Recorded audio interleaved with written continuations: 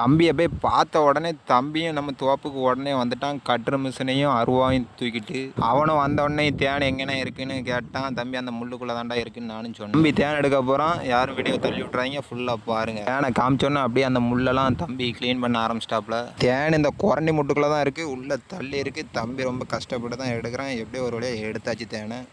ஒரே முள்ளுகளுக்கு வச்சிருக்கு. கையை ஃபுல்லாக கிழிச்சிட்டு தேனை எடுத்தாச்சுன்னா பார்த்து பார்த்தீங்கன்னா கொம்பு தேன் தான் இருக்கிறேன். நல்லா சீல் பண்ணியிருக்கு.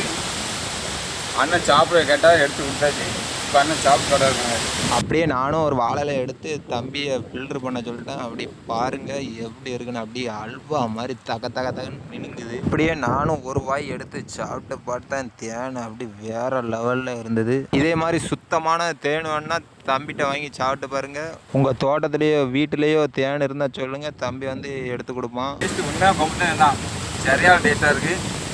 உங்களும் கொம்பு தேன் நம்மகிட்ட இருக்குது, வாங்கி சாப்பிடுங்க.